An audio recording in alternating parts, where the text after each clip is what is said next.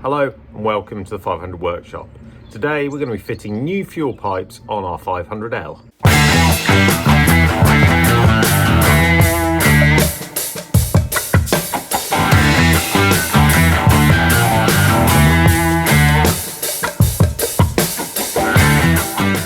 Now the fuel pipe's the same on any variant of Fiat 500, so you don't need to worry about buying anything specialist for any of the different ones. We've got the engine and gearbox out on this car, which is why I'm going to do this job and film it now. You don't have to do that to do this job. It can be done with all of that in situ, but without it in there, it's going to make it a little bit clearer for us. So before we get started on replacing the pipe, let's just have a look where the current pipe goes. So we're at the back of the car. We've got a piece of flexible hose here, which we connected to our fuel pump. We then got a piece of copper hose, which runs through here, through the back of the engine bay, just there. Now we'll come under the car. So it is coming out through the wall there, as you can see, and it follows around this path. Let's go behind here. Follows round, and then we currently have it, as you can probably see at the back there, we currently have it going into another piece of flexible hose, which is going through the channel where all our starter cables and brake cables and our gearbox go through that tunnel inside the car. So we'll go through to the other side and see where that comes out. So we're down by the accelerator pedal. We just removed the carpets. See, it comes out of the tunnel, which is here. It's out of the tunnel. Comes round behind the pedals, up and through what would normally be called a firewall. And it goes through a little rubber grommet there and up into the front under our bonnet. So let's go and have a look at that. Comes then through the firewall from the other side. Got a fuel filter in here. I'll explain why later. I know some of you don't like doing that, but I have it on here. And then the fuel pipe runs round into our fuel tank. We are going to, as part of this, change this setup slightly. So what I want to do is run a metal copper pipe from the back all the way through the tunnel and up out here, and then just have a small piece of flexible pipe into our tank. The reason why I want to do that is a couple of things. One is safety. Having a copper pipe go all the way through the tunnel and out the other side is better in terms of no ruptured pipes or anything, and also it means that we keep the flexible piece of the pipe as small as possible, so it makes it easier to maintain in future, easier to replace, and easier to keep an eye on the condition. So especially with the ethanol that's in the E5 and E10 fuels these days, want to make sure that kind of the rubber hoses are kept to a minimum, and therefore we protect our car as much as possible. So that's what we're going to do. Now this does require a length of pipe that's slightly longer than normal. So here we've got about 3.7 meters of copper fuel pipe. If you ask your reseller nicely, hopefully you can get a long length. But we're not just going to install this as it is. There are some important things that we need to do to it as and before we install it. So let's get on with it. The first thing we're going to do is flare our pipe. So here's a little test piece that I've done it with, and this is really important. A lot of people don't do this. They get the pipe from the parts supplier and they just install it and they just connect up the flexible hose to the copper hose without any flaring, and they wonder why they have fuel leaks and why their car goes up in flames. So really important task. You can get a really cheap kit. Can't remember how much this was, but it wasn't a lot of money. It's a really easy job to do yourself. We're going to show you how to do it now. So we've got our hose, and it comes with this little clamp. We're going to find the hole that this fits in best. You want it so that it's clamped, but not so that it's crushed, but also you don't want it so it moves backwards and forwards. So we are, actually I've got it on the wrong side, turn it around. It should be this side, because I don't know whether you can see, this has like a V in it.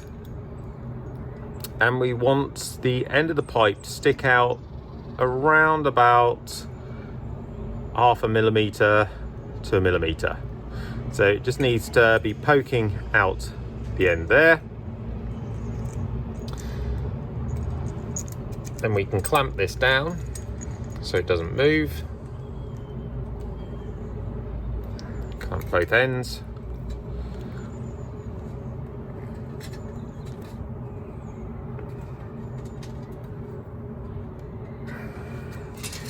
Try and show you from the side on, so you can see it just sticking out slightly. And then what we want to do is find the best fit of one of these. So that's too big, so we're going to go with our 1/4 inch, which is a little bit loose, but I think that's going to be the best size we have.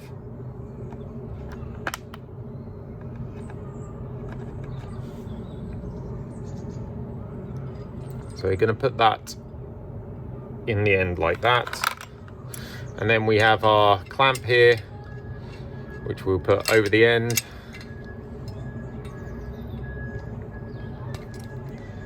Just bring this into place. Seat it on the top there, and then we'll just start to tighten.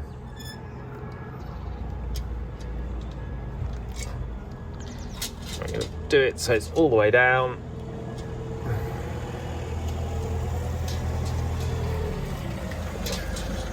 Now we should be able to loosen it back off.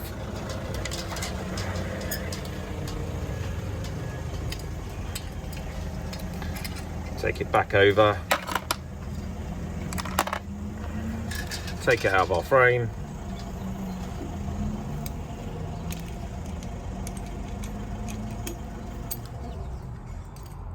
And there we are, we've got a nice flare at the end there. Hopefully you can see that. There we go. So what this means is when we put the flexible hose over the top, put a clamp on this side, hopefully it will keep it in place, stop fuel from escaping, and yeah, we can now put this on the car.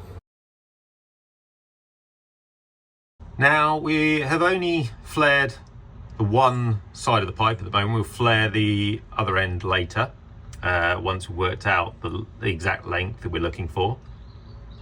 So we're now at the back of the car, and the job that we're going to do next is we're going to take off the clip that's holding on that flexible pipe to the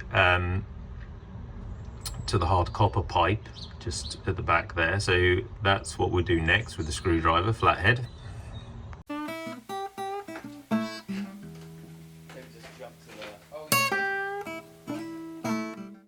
So unexpectedly, because I've had the engine off for a few days, there's still quite a lot of fuel in that pipe.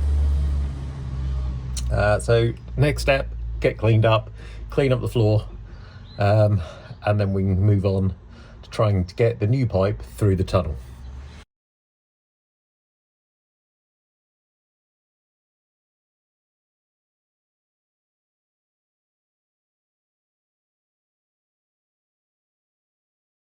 So now the front of our car, we're going to take off our fuel pipe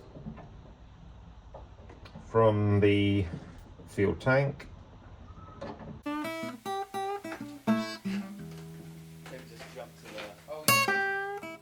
got a little change of plan here, because I was going to take the fuel filter off and then poke that through and put it through in the car. I'm not going to do that now, because there is fuel still in this hose and it's in the pipe, and I don't want it to go into the car. So what I'm going to do is I've got a bolt here that I'm just going to screw into this end of the pipe, so that, I mean, we're not keeping this fuel hose, so I'm not worried about damaging it. All I'm trying to do is block and make sure the fuel doesn't come up. It's not under any pressure, so it shouldn't come out. Then we'll take this out of here. And now what we're going to have to do is feed that pipe all the way through the bulkhead as well. Firewall, whatever you want to call it. So we'll go in the car, we'll pull through until we get to the metal hose coming through the other side, and then we can hopefully quickly disconnect that and make sure there's fuel doesn't go into the actual cockpit of the car. Or we could actually feed it up here first and do it. We'll work it out as we pull it through. So I've got a helper at the back who's going to push the pipe as I pull it through, and we're just going to go in here, lift that tab out of the way slightly, and start pulling pipe, hopefully.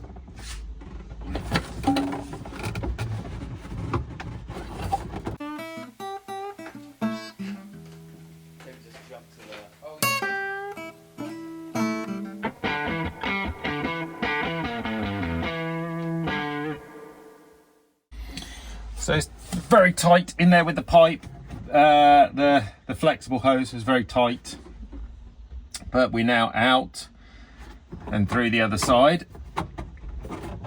So we can try and pull a bit more of this copper pipe through and start bending it as we go.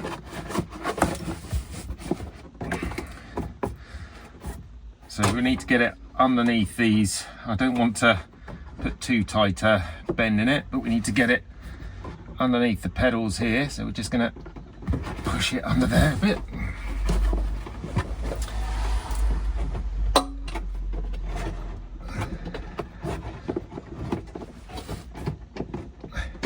It's a bit fiddly, but it's perfectly doable.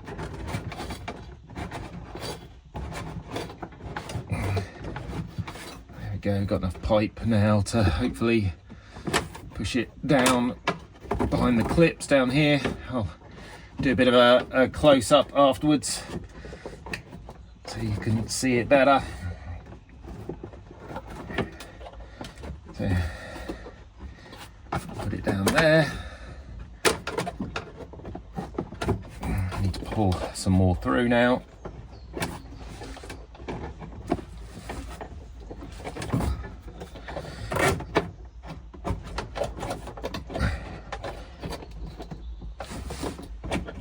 Gonna keep pulling a reasonable amount through, so I've got plenty to deal with.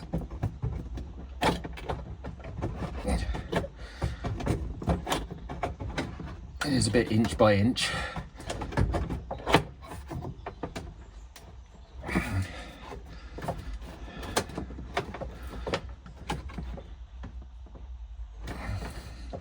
Okay, we might have enough now to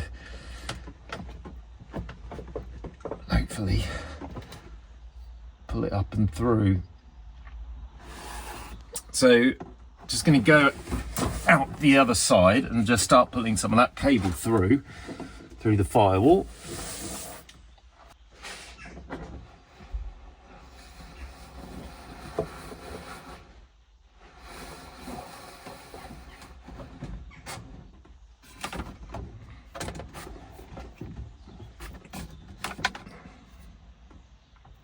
Pulled it through till there's no slack, and now I need to see if we can bend the pipe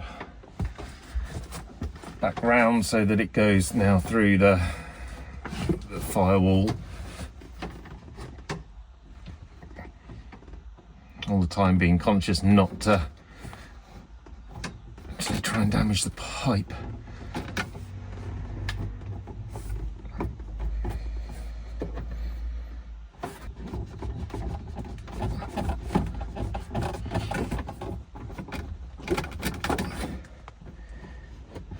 Okay, so we're through the firewall. Now we need to just try and tuck this pipe where it needs to be and bend it round so that it's nice and snug.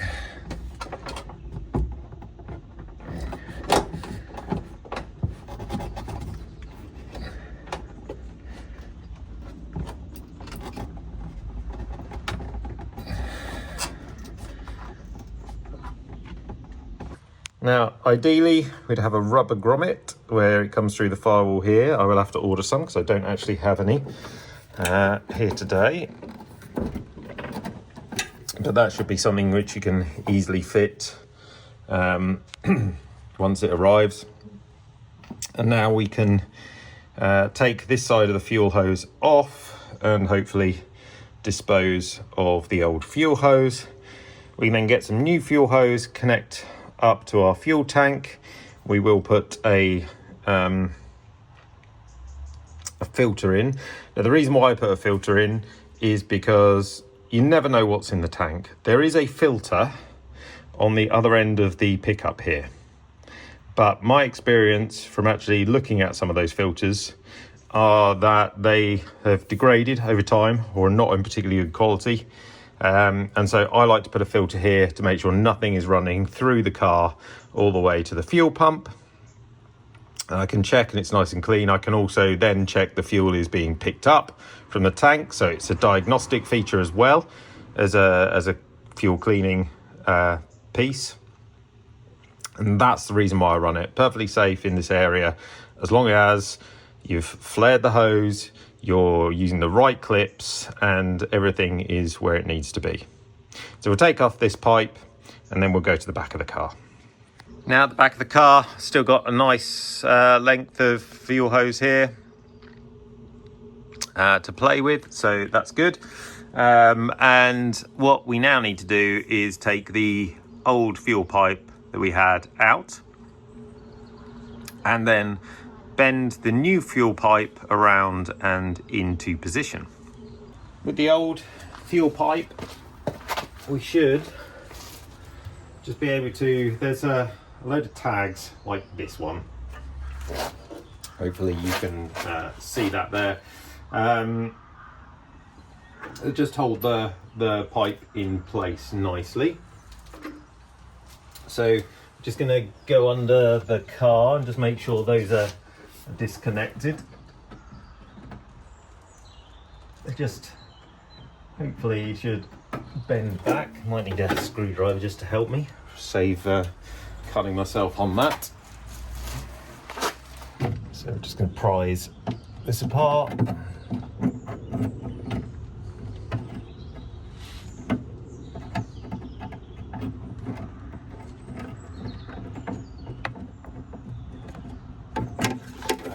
And the pipe's just fallen away. Now we just feed this through the back of the engine bay and out the other side.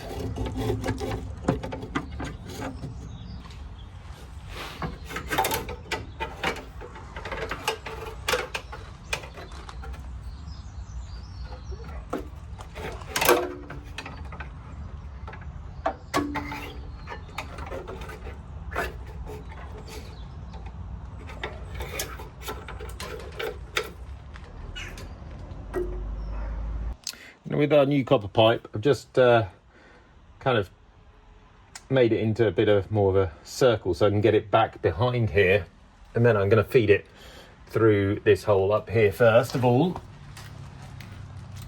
just so it's kind of all in the right position. So I can just unwind it a little bit. Now I'm behind here.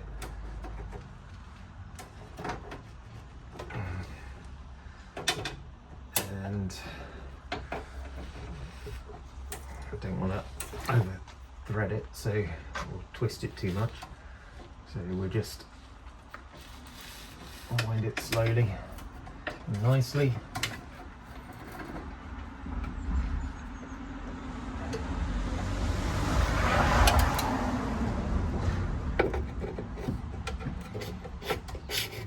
Feed it through.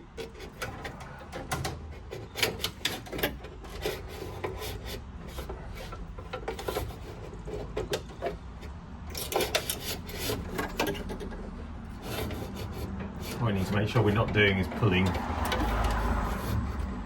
the cable back out. Okay.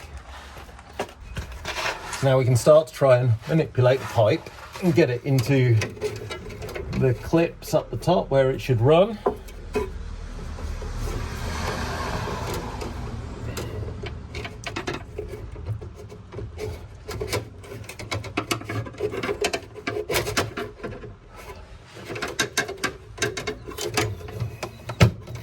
The first one is there, so we'll close that one up.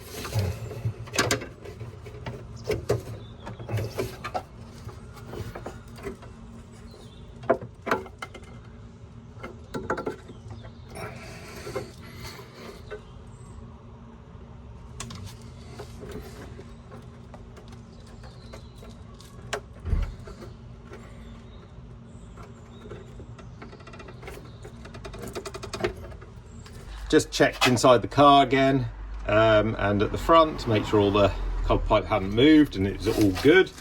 So finally, again, we should have a grommet in there. Again, I'll order one of those, rubber grommet. With the metal pipe it matters less because it's less likely to cut through, but still good practice to have them in place. Now we want to try and just bend it as close to this wall as possible so it doesn't hit the engine, and we can just put this last tag on. I want this tag quite nice and tight, so let's see if we can get it into a good position without breaking anything. There we go. And now we can cut the pipe to length, and which will be somewhere around there, and flare this end, and then we have a nice solid copper pipe running all the way round through the car. Okay, so I was sawing and then I thought, why am I making this hard for myself? So I used a Dremel, just slice through, and then I've just cleaned up the edge with a little sanding disc just to make sure it's nice and smooth and there's nothing that's going to catch on our pipe or split it. I'm going to flare the other end of our pipe exactly the same as we did before, and once again we're left with a really nice flare on there which we can connect our pipe to and put a nice clip on the other side. So now we're on to fuel pipe time, and the stuff we got in here is called R6 and it's suitable for some types of fuels but not all types of fuels. So I've done a lot of research on fuel lines, and the thing that people recommend are a branded make. So you want to try and find something that's branded and from a well-known company, because apparently a lot of the stuff that comes in from China is mislabeled. So this is actually a Gates. This is made by a company called Gates, and it's an R9, which means that it does modern fuels, so it's multi-fuel and biofuel, and covers E5, E10. I only tend to put E5 in this, but you want to make sure that it covers all of them. And this is 6 mil diameter, inside diameter, so that's about ½ an inch. So this is what we're going to use, and because we've done so much copper pipe, we shouldn't actually need much of this pipe, which is also good from a savings point of view. So first thing I'm going to do is put some pipe in across here. So only a small length. So we'll cut kind of there, measure it up, and then we'll make sure we put our clips on as well. We're going to replace all the line up to the carburetor, and we'll go from there. So you can cut most pipe with just a Stanley knife, which is what I've done here, and I've put 2 clips on either side, fed it over the nozzles, the flared ends of the pipes, and then now I just need to do these up. Now I'm using proper fuel clips, so just get one to show you. This is what a proper fuel clip looks like. This is not a Jubilee clip. Well, it technically is a type of Jubilee clip, but it's not a standard Jubilee clip. This is a fuel line clip, and this is what you want to be using. The reason why you want to be using these is because the way it grips over a traditional kind of Jubilee clip. So this gives equal pressure around, whereas a Jubilee clip will obviously often be slitted, so it can kind of be manipulated, and therefore if you've got something under the pipe or a bit of dirt or something, it doesn't give a uniform grip, whereas this does. So please use these. Also, what I found with these is you tighten them up, and as you tighten them, it feels as though it becomes quite stiff, but keep going. You want to try and really close the gap as much as possible and go as tight as possible. These are 10 to 12 millimeters, which should fit normally a 6mm pipe. So get yourself some of these, easily available off the internet at most good retailers. There are 2 ways you can do these up. One is with a screwdriver, but you can also normally do it with a ratchet. Normally they're kind of a hexagon type head, so a 7mm ratchet normally does it. You have to be a bit more careful with the ratchet, because it obviously you can produce a lot more torque with it than a screwdriver. You don't want to bend the pipes too much, but I can see that that is really gripped. That is not moving anywhere. So now I'm going to take, let's move it up slightly so you can see the older pipe. Take this old pipe off to the carb. Also, I've got a piece of blanking pipe at the back of the carb, because this is a 28 IMB which has a return fuel line, but I don't run a return all the way to the front of the car. I know some people do, but some people blank it off as well. I've got a blank on this, so that's what I'm going to be doing the same here. The good thing is with this is when you take this off, you can use the old pieces as a guide to cut the new pieces. So here's my blanking length, just a small one, and I've got a bolt which I'm going to put in here. And once I get it started, just going to tighten it up the ratchet. Getting pretty tight now. Then I've also got a clip that I'm going to put round the bolt to make sure it's very tight and there's no chance of a leak. And then I'll put one on the other side as well.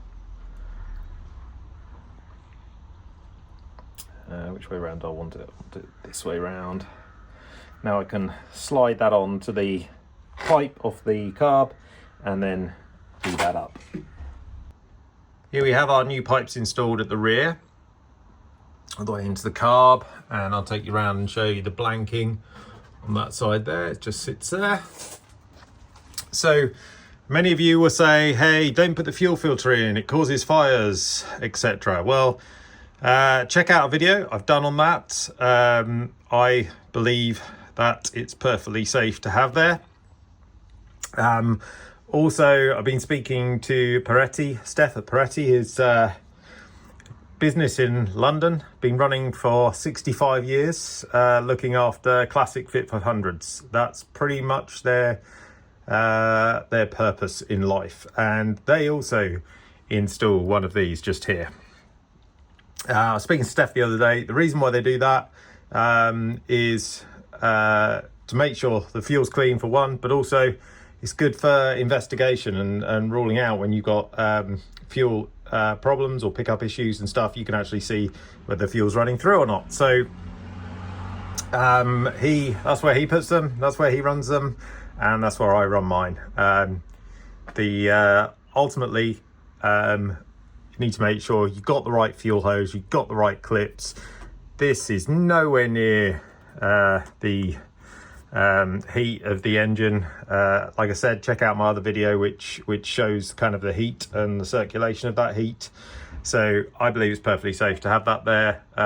Those people who have experienced fires, that could have been for any number of reasons, but I'd suggest it was probably poor quality hose and not using proper clips and not doing up those clips well enough. So there we go. Now we'll just go to the front and finish off our piping there. So here's the front, we'll just have it running. You can see the fuel filters full of fuel, no spillages, no smells of petrol or anything. Same on the rear, all good. No signs of petrol coming out of anywhere. All very tight, all very solid. So, job's good.